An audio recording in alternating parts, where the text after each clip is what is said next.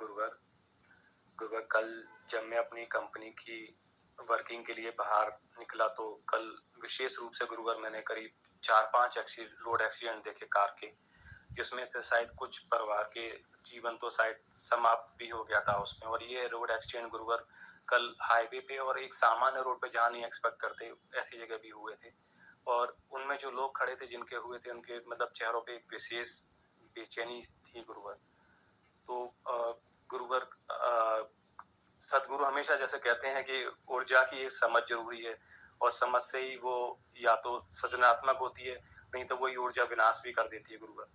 तो मुझे पता नहीं, कल गुरुवर शाम को याद आया कि कल गुरु पूर्णिमा भी थी और गुरुवर जिसमें चांद ने पूरी पृथ्वी को ऊर्जा के बहुत ही उच्च आयाम से आच्छादित कर रखा था। तो क्या गुरुवर इस ऊर्जा के इन मनुष्य पर नकारात्मक प्रभाव से ऐसे रोड एक्सीडेंट हुए, क्या इसमें उच्च ऊर्जा का कारण है गुरुवर? सो ऐसे प्रश्न का उत्तर गुरुवर मुझे लगता है केवल सिर्फ सदगुरु ही दे सकता है गुरुवर, क्योंकि वो ऊर्जा के आयामों को भली-भांति जानते हैं।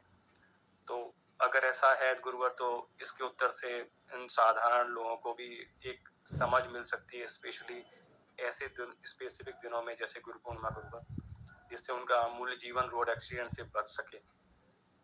और इसके अलावा गुरुवर, यदि ये मेरा प्रश्न प्राणियों के कल्याणार्थ भी मूर्खतापूर्ण है गुरुवर, तो उसके लिए मैं आपसे बहुत बहुत क्षमा चाहता हूँ गुरुवर। आप इसका फिर उत्तर कुछ भी मत दीजिएगा। प्रणाम गुरुवर। प्रणाम आपको और प्रणाम विशाल आपको भी। सारा खेल ऊर्जा का है। फिर नेगेटिव ऊर्जा मनुष्य पे असर डालती है, पॉजिटिव ऊर्जा मनुष्य पे असर डालती है। पहले तो हम पूर्णिमा को समझ लेते हैं। पूर्णिमा, फुल मून जिस समय होता है वो पूरी धरती को आकर्षित करता है, धरती ऊपर की तरफ खींचती है। गुरुत्वाकर्षण का नियम थोड़ा कमजोर पड़ जाता है। धरती पे जल जो है, पानी जो है, समुद्र में ज्वार भाटा आता है, समुद्र बेचैन सा हो जाता है, वो ज्यादा गति करता है। अब समुद्र से जुड़ी हुई सभी चीजें जिनके अंदर पानी होता है, पेड़ पौधे, पशु पक्षी, कीड़े मकोड़े, मनुष्य, जितने भी इस पृथ्वी पर हैं, खून के रूप में उनके अंदर पानी होता है और उसी पानी को चांद आकर्षित करता है। जब समुद्र में ज्वार भाटा आता है तो नेचुरली मनुष्य के अंदर चेंजिंग आती है। चांद जब पूरी तरह से निकलता है पूर्णिमा के टाइम, पूर्णिमा और अमावस मनुष्य के मन को अलग अलग तरीके से बदल देते हैं।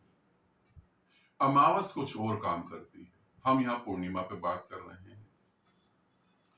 पूर्णिमा पर मनुष्य की ऊर्जा ज्यादा गति करती है, ध्यानी ज्यादा ध्यानी हो जाते हैं और जिनको ध्यान का नहीं पता उनको यह महसूस होता है कि पूर्णिमा के दिन उनका सर दर्द चालू हो जाता है। बहुत लोग बेचैनी महसूस करते हैं। जिनको कोई बीमारी है दिमाग से रिलेटेड, मिर्गी के दौरे पड़ते हैं तो वो पूर्णिमा के टाइम ज्यादा हो जाते हैं। जो क्रोधित है उनको पूर्णिमा के टाइम क्रोध ज्यादा आता है। जो नेगेटिविटी सोचते हैं उनकी नेगेटिविटी बढ़ जाती है। पूर्णिमा के दिन ज्यादा से ज्यादा सुसाइड होते हैं। पूर्णिमा के दिन ज्यादा से ज्यादा बलात्कार होते हैं। पूर्णिमा के दिन अधिकतर बुद्ध पैदा होते हैं, इसका भी ध्यान रखना। पॉजिटिव भी होता है। पूर्णिमा के दिन अधिकतर बुद्ध पैदा होते हैं।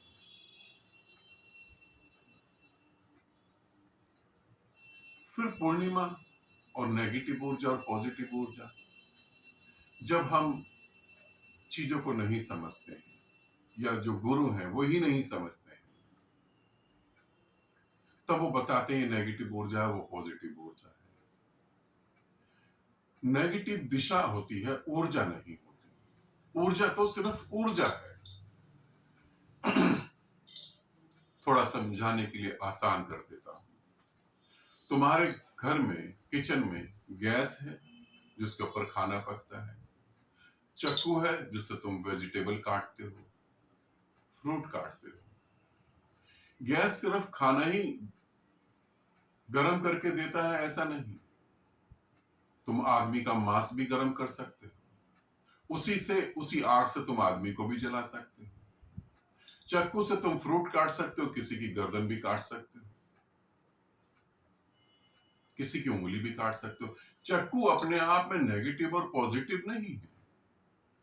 गैस अपने आप में नेगेटिव और पॉजिटिव नहीं। अग्नि पॉजिटिव और नेगेटिव थोड़ी ना। अग्नि मंदिर में भगवान के आगे दीपक बन के जलती है। अग्नि ही शमशान में चिता का काम करती है। अग्नि ही साधु सन्यासियों के चिलम में होती है। अब इसमें अग्नि का दोष तो नहीं, दोष तो हमारी दिशा का है। जो लोग ऊर्जा को समझ नहीं पाते, और उस समय ऊर्जा का स्तर इतना तेज हो जाता है, इतना ऊपर बढ़ जाता है कि वो गलत दिशा में है तो वो गलत दिशा में चले जाएंगे। अगर जिनका एक्सीडेंट हुआ वो किसी भी कारण से पूर्णिमा के दिन को छोड़ देते या एक दिन और रुक जाते तो एक्सीडेंट टल सकता, नहीं होता एक्सीडेंट। जिनको आत्महत्या का ख्याल आता है वो पूर्णिमा के दिन अलर्ट हो जाए, पूर्णिमा के दिन छोड़ दे, अमावस के दिन ऐसी कोई हरकत और कुछ बात नहीं सोचे। तुम देखो वो पूरी जिंदगी आत्महत्या नहीं कर पाएंगे। दिशा तुम्हारी क्या है उस पर निर्भर करता है।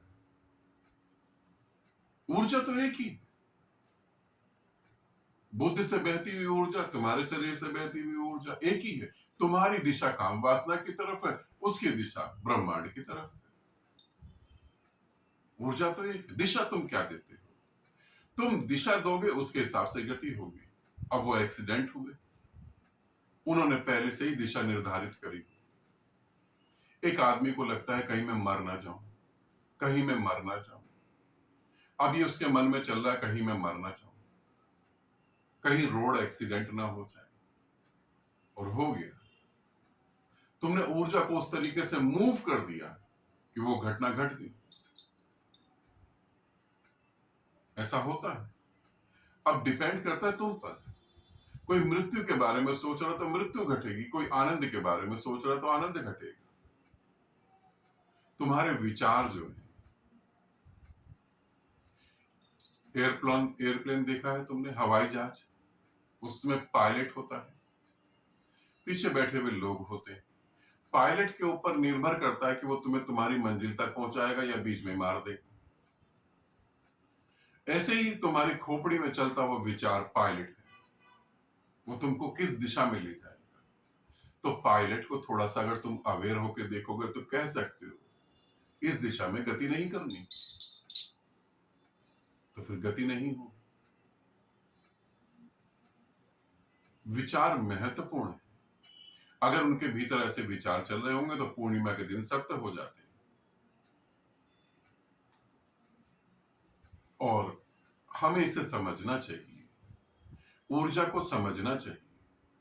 मगर मूर्ख इंसान की एक निशानी है, ध्यान रखना विशाल, और आप सब भी जो सुन रहे हैं, देख रहे हैं, मूर्ख व्यक्ति की एक निशानी है, वो हमेशा दोषी दूसरे को ठहराता है। वो ये नहीं कहता कि मेरे से गलती हो गई, एक्सीडेंट भी हो गया तो दूसरे के कारण हो गया। हमेशा एक्सीडेंट में ये होता है कि दूसरा कारण है। मैं भी तो ये सोच के चल सकता हूं कि सड़क पे अंधे ही चल रहे हैं, अंधों से कैसे बचूं, ये भी तो हो सकता है। मगर जब तक हम दोष दूसरे में ढूंढेंगे हम कोई गति नहीं कर पाएंगे। और पूर्णिमा बहुत महत्वपूर्ण है। इस दिन किसी की मृत्यु भी हो सकती है, इस दिन कोई बुद्ध भी हो सकता है। अब बुद्ध होना है या बुद्धू होना है, ये तुम पर निर्भर है। ना तो चांद पे निर्भर है, ना ब्रह्मांड पे निर्भर है, ना ऊर्जा पे निर्भर है। तो क्यों हम अपने जीवन को नर्क बना रहे हैं? आपको लगता है दूसरे बना रहे हैं? दूसरे तो खुद ही अपने से परेशान है, वो आपके जीवन को नर्क कैसे बनाएंगे? आप थोड़ा सोचो। परमात्मा ने यहां दिमाग दिया है तो थोड़ा सोचो कि आप अपने जीवन को क्या बना रहे हैं। अपने से क्वेश्चन करो कि जो आप जी रहे हो इसी को जीने के लिए क्या पैदा हुए हो। आप जन्म आपके हाथ में नहीं था, एक घटना थी, घट गई, आप पैदा हो गए। मृत्यु तो आपके हाथ में है पूरी तरह से। आप ये निर्णय ले सकते हो कि मैं यमराज के साथ जाऊंगा या परमात्मा के साथ जाऊंगा। आप ये निर्णय ले सकते हो कि मैं कौन से कर्म करूंगा कि मेरी मृत्यु कैसी होगी। मृत्यु को हम बदल सकते हैं, मृत्यु को हम अपने तरीके से हैंडल कर सकते हैं, मृत्यु को हम अपने तरीके से डिजाइन कर सकते हैं। आप देखो, आपके सामने जो बुरे कर्म करते हैं वो बुरी तरीके से मरते हैं।